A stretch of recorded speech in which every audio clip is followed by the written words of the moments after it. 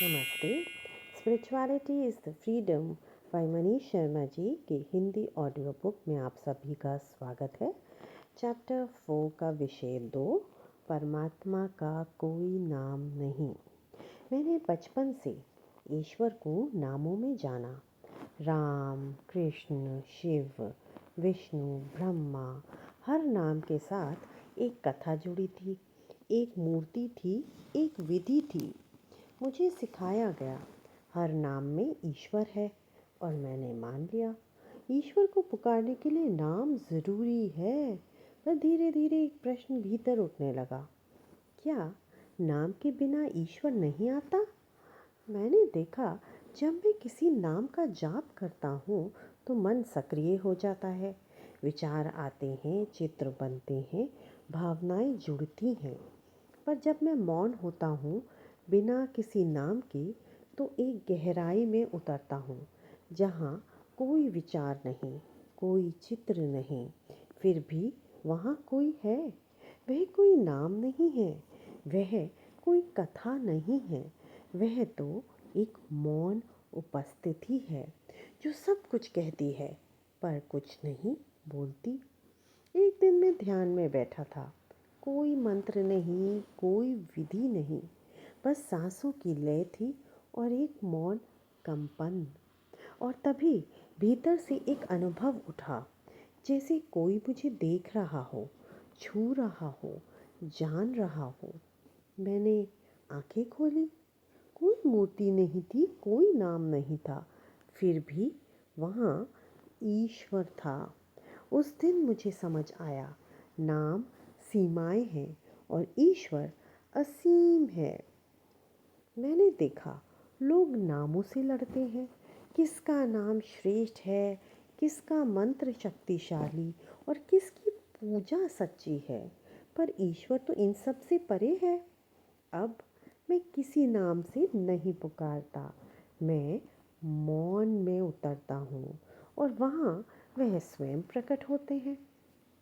जब मैं किसी वृक्ष के नीचे बैठता हूँ और सांसों को महसूस करता हूँ तो कोई नाम नहीं आता, पर एक उपस्थिति आती है जो मुझे जानती है, जो मुझे स्वीकार करती है।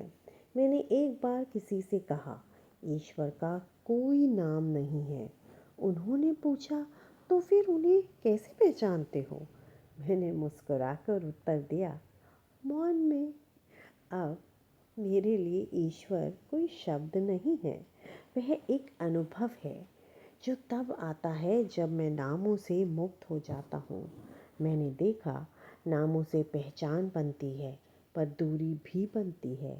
जब मैं कहता हूँ राम तो कृष्ण दूर हो जाते हैं, जब मैं कहता हूँ शिव तो अल्लाह पर प्रश्न उठता है। पर जब मैं मौन होता हूँ तो सब नाम एक हो जाते हैं और फिर मिट जाते हैं। अब मैं जानता हूँ, ईश्वर को नामों से नहीं बांधा जा सकता।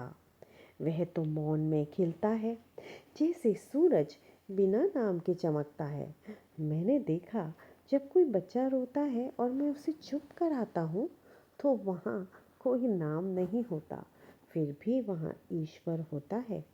जब कोई पक्षी गाता है और मैं सुनता हूँ तो वहाँ कोई मंत्र नहीं होता, फिर भी वहाँ ईश्वर होता है। अब मैं ईश्वर को किसी भाषा में नहीं खोजता, मैं उसे मौन में जीता हूँ। लोग कहते हैं नाम से भक्ति होती है, मैं कहता हूँ मौन में एकत्व होता है। अब मैं किसी नाम को नकारता नहीं, पर मैं उसे बांधता भी नहीं।